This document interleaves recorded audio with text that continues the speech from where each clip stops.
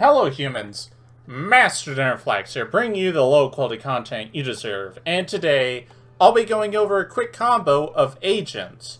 But unlike all the other versions, this time I am not including FIBRAX. Now, you might be thinking, why is this? Well, in the last video I mentioned I'm going to stop doing future, test combos with FIBRAX, and to be fair, Scythe, but for a completely different reason from what I'm about to state, is that FIBRAX doesn't have a guaranteed future. And if I'm going to test future cards, I shouldn't really be doing that with a card that doesn't have a guaranteed future. That just seems setting yourself up for genuine disappointment. And if you build a really elaborate combo about a card that's not going to be there, that's just... it's never fun. So from now on, when I'm doing combos for future decks, I'm just going to get FIBRAX out of there. And this is fine for two reasons. One, if FIBRAX gets banned, you have the footwork, you have the groundwork for something already. I didn't make a combo that's like, oh, it's invalid because FIBRAX is banned. No, it completely didn't even use it. So that's something you can work off of. And if FIBRAX does stay for us, well, then that means the combo I demonstrated can be beefed up with FIBRAX or changed around with FIBRAX. So regardless of what it is, there's just an ultimate superior benefit of not including it. And I think that's what I'm going to do for now until, there's an amount of evidence that suggests otherwise, that FIBRAX is here to stay for us, but I really doubt that. So, for this quick combo, I was originally going to just do the normal Earth plus Fairy Body, but I opened up a test room, and I did test hand, and I drew this hand. If you guys don't know what this is literally Exodia. This hand is absolutely ridiculous, and I decided, you know what, let's show off a really, really high roll hand. And I'll explain the normal combo for this, because the combo I'm doing is the one I show off quite a bit. It's pretty much the Dark Venus combo, and if you don't know what that is, type in Google Big Black Venus, and you should be able to find the results. Alright, now let's get to it. So we will start off, I start with Earth, but you actually start with Waters in the Sky for this specific hand. But normally Earth would just search the Neptune to create the Flare Hyperion line, but this is the highest roll hand. So I'm actually searching Dark Venus with Earth because my hand is insane. And then the Sacred Water is going to search the Neptune. But whenever the Earth resolves, we're going to summon the Legalith, or the and these two are going to make Moon, which is going to dump Majesty Hyperion. We will toss the Neptune to revive the Earth, and the Majesty will go ahead and summon back itself by banishing the Neptune, and the Neptune, of course, will get us Sanctuary in the Sky. Now, we're going to turn these level 10 Synchro materials into everyone's favorite, 17th, 1000th favorite, Master Flare Hyperion. So we're going to dump the Venus, and now it's copies its effect, so we'll pay 1500 to summon balls. Yay! And then we are going to go ahead and link those two into Parshath. Now, I forget to do this earlier, but I'm going to activate Sanctuary in the Sky when I conduct Parshath's effect, so I can search this orange light. So this Sanctuary needs to be activated prior, but I just kind of skipped a few steps ahead.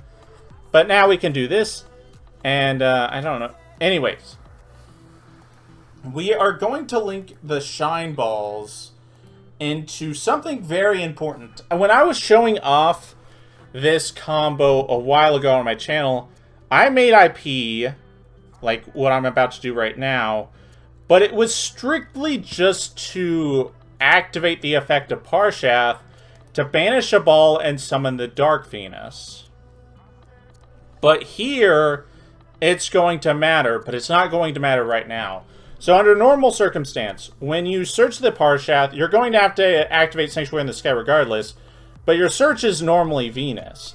But like I said, I had everything I needed, so I just went ahead and got a bonus search of Orange Light, which is a Monster Negate. Now we will link the IP and the Parshath into Apollosa. And this Apollosa is now immune to card destruction, which is nice. But that's not what we're very interested in. So we're going to revive all 3 of our balls with the Dark Venus. And with these balls, we're going to synchro with one of them and Dark Venus into Pluto. And now, we're going to put the 5-tuner to another ball, and all these balls summoned by Dark Venus are going back in deck, into Dawn Dragster. Now, this is a very important part of this end board, but I'll explain it later. But something, because we drew Fallen Sanctuary, when we discarded it, it gave us a reason to make Pluto instead of just going to Dawn Dragster by using these. Because, I think I've said this before, Fallen Sanctuary is Sanctuary in the Skywall in the grave, so Pluto can banish itself to add it back to hand. So, very nice. And now, we're going to use the Hyperion that's still Venus to summon back a ball.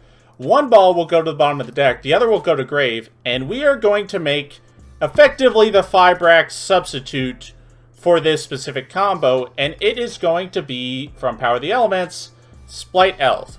This requires 2 monsters, including a level, rank, or link 2 monster. We used 2 Shine Balls, so both of them counted. It cannot be used as link material this turn, but during the main phase, we can target a level 2 monster in our graveyard, spell summon it, but if our opponent controls a monster at the time we activate that, we can revive a link 2 or rank 2 instead. With Elf, we are going to revive Earth. It's a level 2 tuner, and then the Flare Hyperion is going to activate its effect to get the second ball out of deck. We are going to synchro those 2 into Cupid Pitch, and Cupid Pitch, we're going to reduce its level. I've noticed, in this situation, you can make both Herald of the Arclight or Borreload Savage Dragon. You can do both of them, and they're both Omni Negates, but I've discovered that Arclight is just always something you want to make. Droplet is such a very constant card in the format that I just always make Herald of the Arclight, and its Floodgate effect is so very relevant. Its Floodgate effect is just always coming up. It sometimes is the winning factor to your board, so I always just reduce this card's level to make it 2, and then the final Shine Ball will come out because of Flare Hyperion. And then we'll sync with a level 2 tuner and the Shine Ball into Arclight. Because we use Cupid Pitch, we get to search Neptune for the follow-up. Now, we will set the trap because I guess we drew it, which is ridiculous. And when we activate it on our opponent's turn, we do it the first activation chance we get, because when you activate it, you actually can't chain its monster negation effect, because it checks at activation, it's trying to do something else. So you can't, like, use its monster negate at the same time. So this already needs to be active for you to use that, which is why you just activate it the first chance you get. But now, let's discuss this end board. So, under normal circumstance, if this was just a regular Earth plus Fairy body, our end board would not have this or this, and it would not have Orange Light. So, we wouldn't have Fallen Sanctuary and Orange Light. But everything else, we would have the Neptune, we would have 2 random cards, and, like, this is a Fairy body, and we have Majesty Hyperion. So we have, like, 2 different ways of guaranteed follow-up, not even including the Flare Hyperion. So, like, this is still very akin to the combo. It's just a little better because I drew a little better. So, what is this end board? Well, here we got 2 monster negates. And we got a quick banish with Hyperion. We got a Spell and Trap negate with Dawn Dragster. And then we got Herald of the Arclight, which is an Omni negate plus Floodgate. Now, you might realize something if you've seen this combo before, if you've seen me do it. This board is basically the same thing that pre-FIBRAX was. Because we had Diapolosa and Arclight, just like the original end board with FIBRAX. Except instead of Mirage Lights, we have Dawn Dragster, which is better. Not just because it has better stats and is more likely to live, but more importantly, when we use the Mirage Lights, we had to discard the Neptune to use its effect. And not just discard it, but send it from hand to grave, so you couldn't even use it while Arclight was up. This one you can, and you don't use your Neptune in the process, which makes it strictly better than Mirage Lights. However, we don't have Pluto because we didn't use FIBRAX. And because of that, you might be wondering, so what's stopping your opponent from attacking into the Appaloosa or the Arclight? That's simple. The Elf is still online. We can activate its effect once our opponent summons a monster, and instead of reviving a random thing, we are going to revive IP Masquerena. Which means we can stop these two, the Appaloosa and the Arclight, from being attacked over. And you might be thinking, oh, so you're going to make Unicorn. It might be better than what I've decided to make this inboard. But instead, the moment IP gets summoned back, we use its effect, and we make Firewall Dragon. Ooh, Master Rule 4, spooky.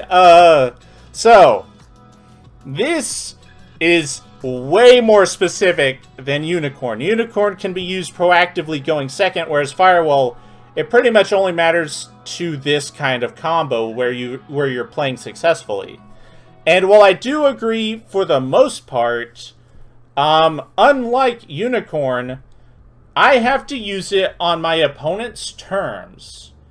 Because if they try to end the main phase, I just have to Unicorn there immediately. Which is a discard. I don't get it, and if it's a monster, it gets banished because of the Arclight. So my opponent has the control of when I use IP. But if I use it immediately for Firewall in this zone specifically, where it's co-linked to Appaloosa, now I have control of how they use the battle phase. Unlike Unicorn, where they still have more control. Because if they just try to end the main phase, I have to use Unicorn right there. But in Firewall, I can let them go to the battle phase, they try to attack over the Arclight, and Firewall just bounce it. Which is way better. It's why Pluto was so very good. Because it was better than just Threatening Roar. Because it can go into the battle phase and hit them when they're trying to attack over something. And it was both Threatening Roar and they didn't deal with the threat, which was very important. And Firewall basically does the same thing, except if I don't need to protect anything for battle, I can instead recycle any of these cards, mainly Earth or Dark Venus, because they're going to have the most value on the following turn. Oh, and it's also made with IP, so it's immune to destruction, I guess. But that's basically it for this end board.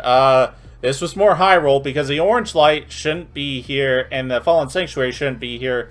But I just drew everything I specifically needed, so it was fine. But this is just the Dark Venus combo because we have these two are still the same, or these three. But instead of Mirage Lights, it's Dawn Dragster, which is better. And instead of Pluto, it's Firewall Dragon, which isn't better, but it's different, but it solves the same thing. So basically, nothing changed. Nothing changed with the end board for FIBRAX being banned, except now Firewall can either stop the battle phase or it can recycle stuff, whereas Pluto could stop the battle phase and then, like, reset Baron, and it can even do that to Dawn Dragster, but it's just, like, different and unique. But because we're not using Mirage Lights, it means the Neptune doesn't need to be discarded for any reason. And because of that, this end board is actually better than when FIBRAX was legal, just because Splight Elf does a better job for this specific combo. But yep, that's about it. Thank you all for watching. Hopefully you enjoyed this video. It's a little longer, despite the fact that it's something you've arguably seen before. But it's just going to be a very, very early demonstration of how I'm just removing FIBRAX from my combo list until we see it, like, evidence that it's not going to get banned. Because I think it's a waste of time to do it otherwise. And also, I've been playing a bit of Master Duel, and I'm getting close to Diamond 1, and if I get to Diamond 1, which, it's not that hard, it's just long and painful. If I don't get to Diamond 1, it's not because I can't, it's just because it's exhausting.